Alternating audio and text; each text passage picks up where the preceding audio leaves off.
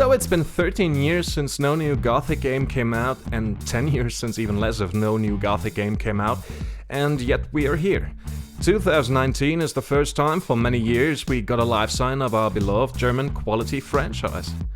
While Piranha Bytes currently is working on Elex 2, as far as I know, their publisher THQ Nordic wanted to test the waters for some nostalgia, and suddenly a playable teaser in Unreal 4 engine developed by THQ Barcelona has appeared on Steam for everyone in possession of a Piranha Bytes game. Right from the start we are told a simple remake wouldn't do it, so they have a reimagination in mind, whatever that means. Completely aware of the fact that this is far from being finished, they kindly invited us to play and asked for ideas and opinions. In order to have some structure, I will pick certain aspects I find of importance and cross-compare the original with the teaser. Have fun!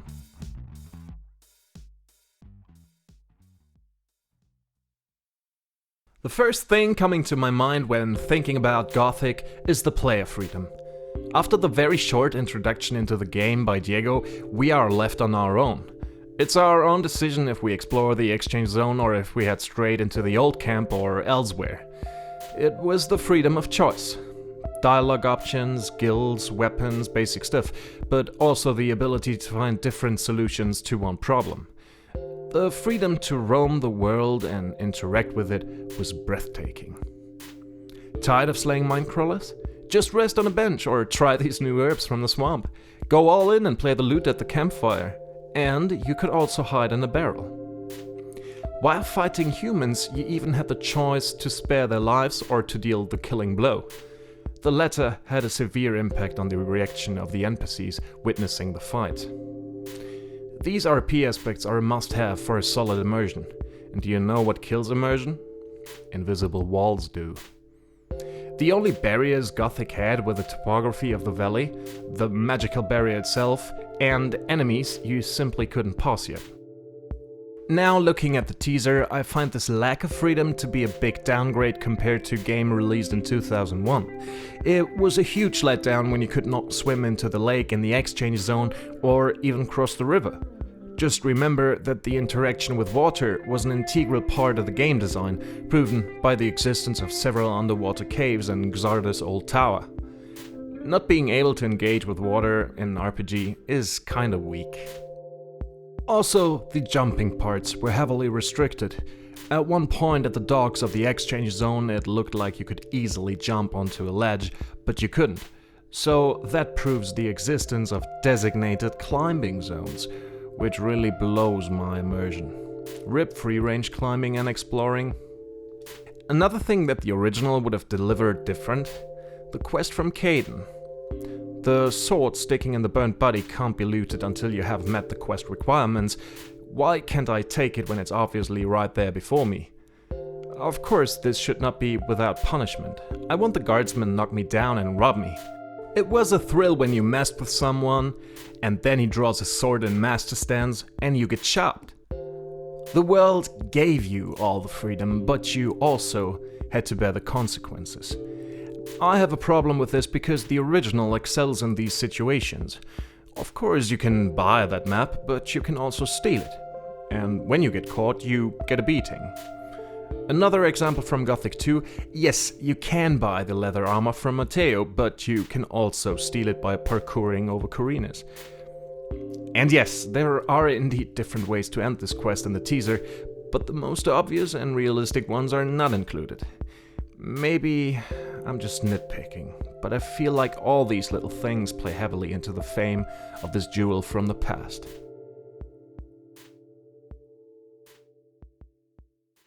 Well, this one is a bit complicated because the definition of atmosphere can be very wide, so I'm trying to keep it simple. While the visual design is a big part of the subject, I will talk about it later on. Gothic is set in a medieval dark fantasy world. Our protagonist is a convict thrown into a penal mining colony, which is enclosed by a magical barrier. Open air prison. And prison atmosphere ain't nice, believe me. People praised it for its harsh tone and rough speech, but I think it's not about using swear words excessively, but rather about a believable approach on a prison society in a dark fantasy setting.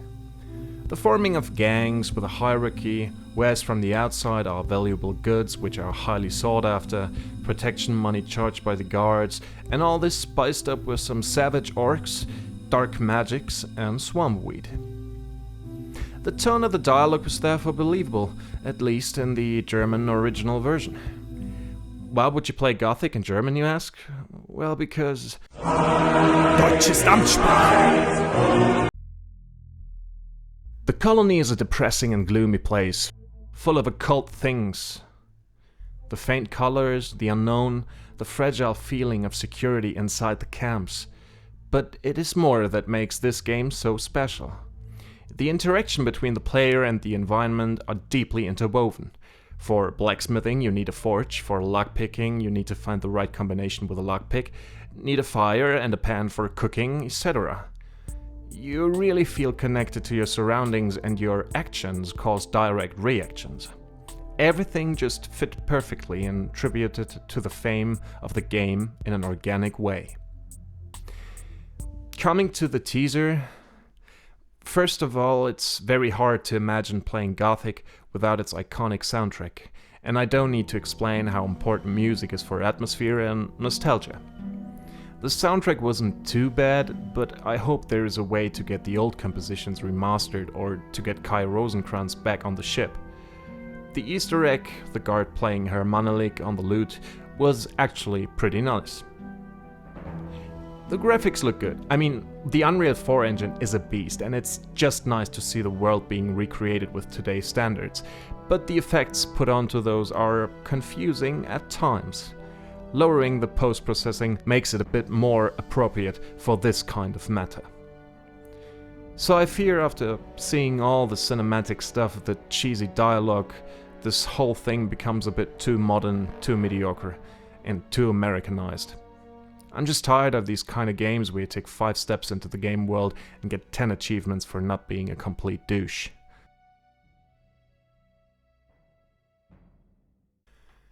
To be honest, the fights in Gothic 1 and 2 had their flaws, especially ranged combat, but I think the whole Gothic controls are shite thing stems from people playing the first 10 minutes in Gothic 1 not being able to pick up things because you need to click the action plus the forward key. This frustration may have caused many players to have severe flashbacks when being reminded about the controls in Gothic 1, which you should not mix up with the combat system. Yes, the system is clunky and has its years, but I must admit, I really like the idea of the melee combat in Gothic 2, which was an upgraded version of its predecessor. The combat was very direct and reactive, based on a rhythmic swing system in which timing decides about life and death. While focusing an enemy, you could swing to the left or to the right, while the forward strikes can be combined, when timed correctly, to a deadly combo. Although it was single target based, you could easily work around that with some kind of sweeping strike mechanic. I think a polished version of the old melee system of Gothic 2 would really hold up. Be brave in the design choices and don't make it a left-click fest like in all the other RPGs. Needless to say that I'm not very fond of the teaser's approach to melee. While fighting, I didn't focus on the enemy anymore, I only looked at the interface, watching my stamina, health and attack direction. I felt like passively playing the game, and the fights themselves felt bland. Remember fights against multiple targets in the original? They were hard, but manageable. The teaser, on the other hand, seems to follow the mantra of Gothic 3. While fighting hordes of enemies, they will only attack one after another. They wait for you to cut through their lines, so the player has a good chance of surviving. Taking on 3 wolves at the beginning was suicidal in the original, but you could manage to do it, even when they all attacked at once. It was hard, yes, but that is Gothic. What I want to say is that the teaser's combat wouldn't work in the original's environment without altering the AI of NPC groups to be mindless idiots. The old melee system is what added the action to this RPG, in my opinion. Let me decide in which directions to swing my weapon, but let me do cool combos. give combat skills visual upgrades for fighter and master skill, and finally, give us free aiming for ranged combat. If one thing was bad in the original, it was that ranged weapons always auto-aimed and never hit. I hope we get a free aim system like in Gothic 3. At least something this game did that wasn't fully nuts. Also, the stamina feels like a cheap difficulty increase. Get rid of this crap. Every time you wait for it to fill up, it's wasted time where you again just wait for something to happen. Something on a more personal note? A master holds a two-handed sword upright with both hands on the handle. Yes, I'm looking at you, Gothic 3. I see you.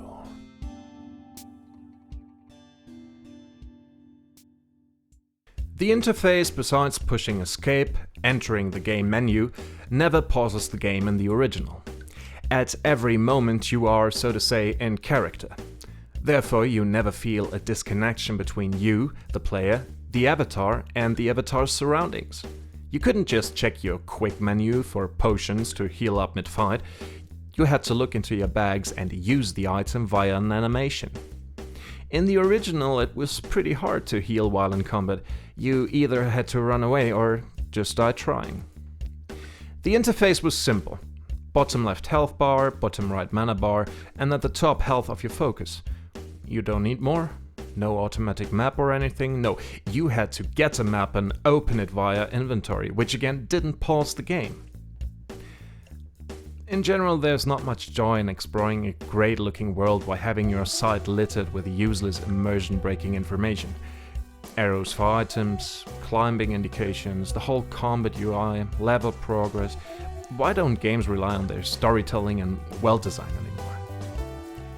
On the other hand, I really like the sketches and the glossary, but that is about all. And don't get me even started about the design of the dialogue options, which are limited to 4 answers now, just perfect for a controller. Look, it's the elephant in the room. This game will be designed so streamlined that it's designed for both computer and console. And the teaser right now feels like it's designed for console way more. And that's generally saying not what the core audience wants. It never was a console game in the first place. I just want you to think with computer in mind first, console second.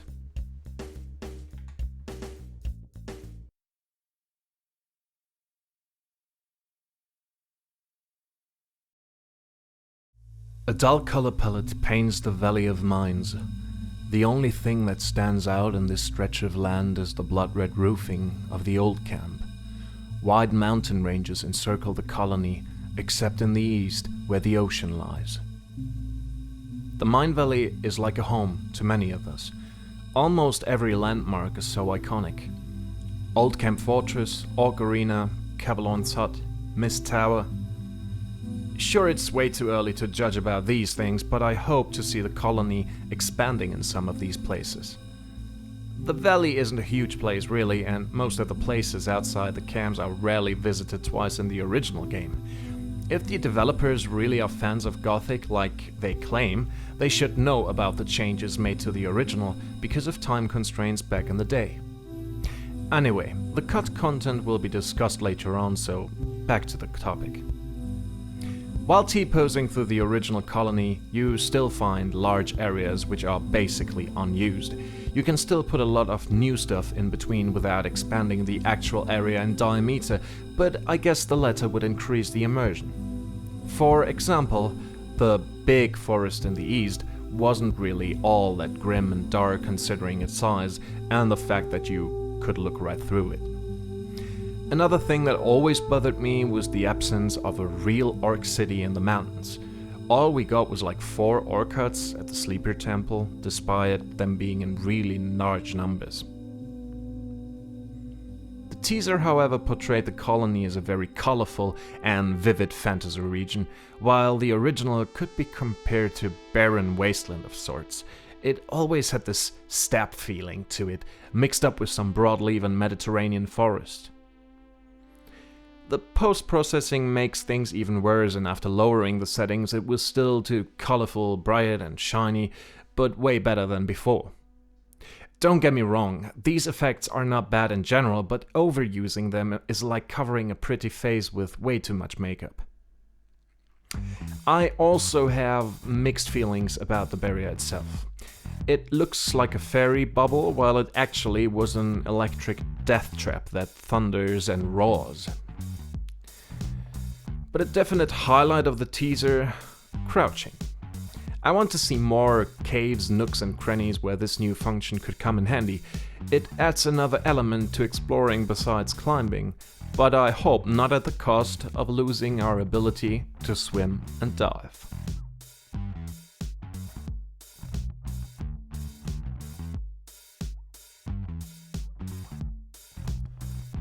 Let's start with the nameless hombre, our avatar. Michael Hoge's face did a good job for years, but I guess the new one is pretty okay. Even his tattoos, contrary to his personality. His clothes, on the other hand, should be changed to something a convict would wear. A shoulder pad? Give this man his well-deserved rags. And now let's get to Diego. He is the head of the Shadows, the guild below the guards in the old camp. He embraces his role in the Gomez reign. He wouldn't want to stick out of the crowd, don't you think? Remember his shady thief-like character, staying in the background. Now he's quite the pompous pimp with a rapier and a cape. The armor in general looks quite nice, from the cut to the bits and pieces and overall design, although they look a bit too nice regarding the fact the old camp took over the guards' armors 10 to 20 years ago. An absolute no-go for a Gothic game in my opinion. Helmets, polearms and such stuff. Swords, axes, maces. And maybe some staves for mages. That's all. Just remember how the halberd was so OP in Gothic 3. I think it was kinda Gothic's trademark, not having these stereotypical fantasy elements like horses, shiny armor, extravagant weapons. Remember, this is a prison, far off the core world of Myrtana. Now let's get to the monsters. The first thing I see in the teaser is a dragon snapper, which actually is a normal snapper, and then I encounter a snapper, which is actually a scavenger. Sorry man, but the concept of a scavenger is a primal vulture chicken and not a lizard with spikes on its tail. And why am I even fighting snapper at level 2? Or 1? Or none?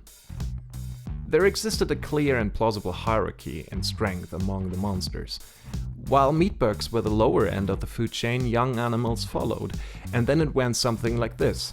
Mole rats, then scavengers, goblins, wolves, bloodflies, lurkers, biter, snapper. I think the main problem here is that the cinematics look cool and awesome, and the mole rat just wouldn't deliver. Poor mole rat. At one point you need to ask yourself, do I really need all that cinematic stuff to get immersed? But whatever. Oh, one thing of great importance.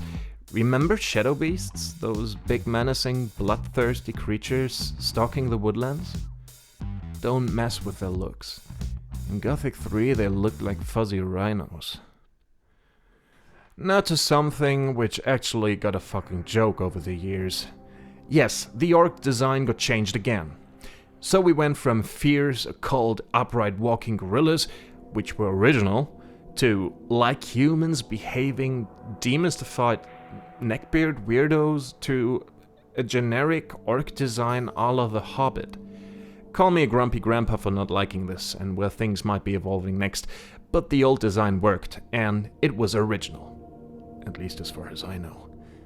Take on the old school and bring them by new standards. The new orcs don't really fit with all the shamanistic and occult nature which was an integral part of the story. And the feeling. Imagine the atmosphere of the Sleeper Temple with some orcs from The Hobbit marching up and down. Nah, miss me with that.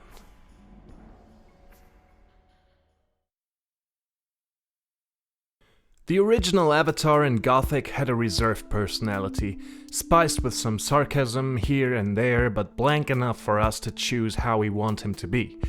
Is he more of an honorable person or just a dickhead? We have the dialogue for forming or rather expanding this character. The only time he speaks to himself is usually to inform the player about interactions. I can't equip that. What with? The teaser, on the other hand, gives us a very talkative person, one that never stops commenting about every thought stuck in his head. This is annoying.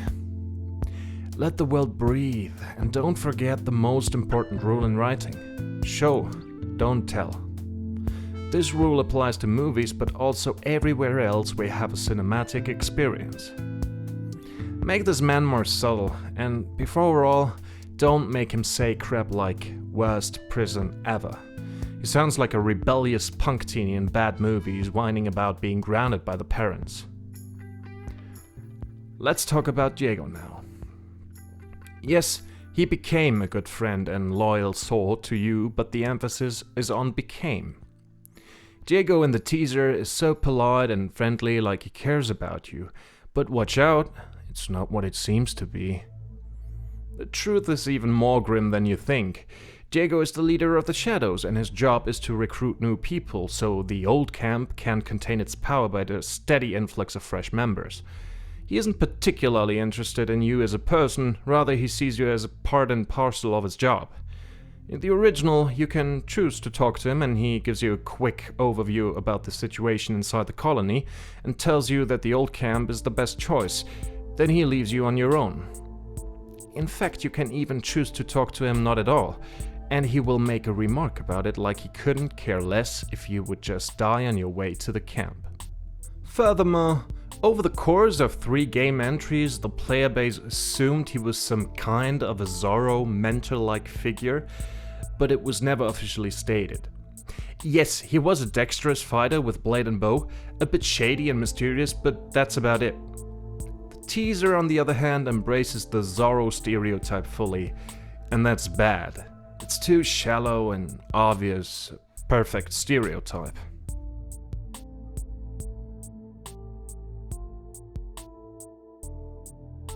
While almost 2 decades went by, the Gothic community is still very active, supplying us with many mods for the original games. In addition to that, lots of cut content was discovered, content that didn't make it into the final game because the time constraints the developers had back in the day.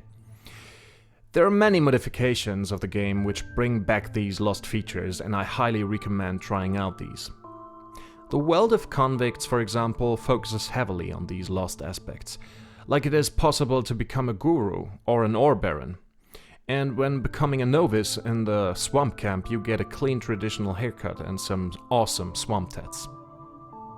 The bandit camp in the northern mountains had originally a little storyline with the new camp, robbing one of Gomez's convoys.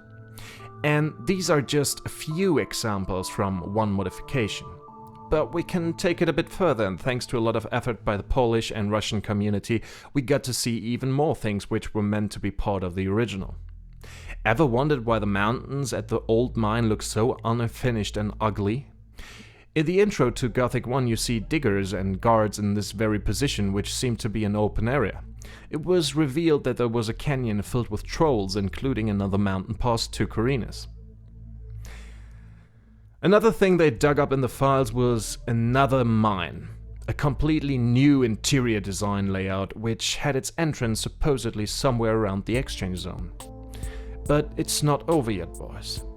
In the files exists a completely finished, different orc city which they completely cut out. You see, there is a ton of inspiration THQ Barcelona could take advantage of. Gothic's map is rather small, and if you don't fill it up properly with content, it just wouldn't pass by today's game standards. The original had a very rich first half, but I miss new quests being added after the story and acts progress. Don't get me wrong, I pretty much think Gothic has a solid story, but gameplay-wise it's getting stale after you've done the first and only wave of quests. So my idea is to expand on the old things. Yes, why not even make the colony slightly bigger? Show us the orc cities in the mountains and underground, let us crawl through more mines, give us neat side stories that maybe tie in with the rest. There is so much potential, and all the ideas are already there, ready to be picked up.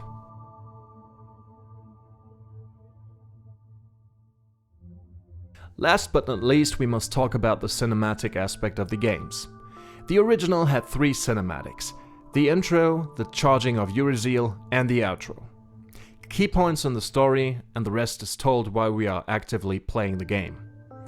The teaser cinematics, beside being overly dramatic and almost comical, are way too overused. The first time the player gains control over the avatar, he isn't even really free to explore. Instead, he is led down a path for a certain scripted event, the Jurassic Park scene, to happen. After this and a long talk with Diego, I am about 15 minutes into the game without even doing stuff. Much ado about nothing, I dare to say.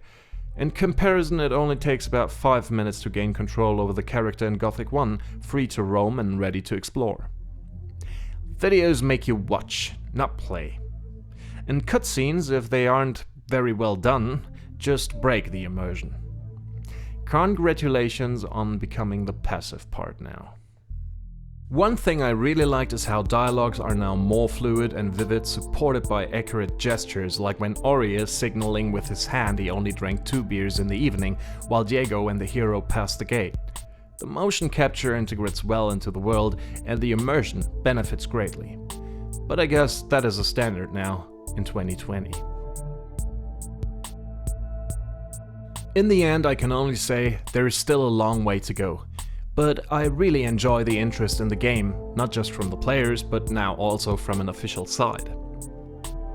Many fans consider Gothic 2, Night of the Raven, to be the end of the story, because every Gothic experience after that was just a painful mess. I think at this point I don't even expect anything anymore, because it was always a letdown, at least looking at official games.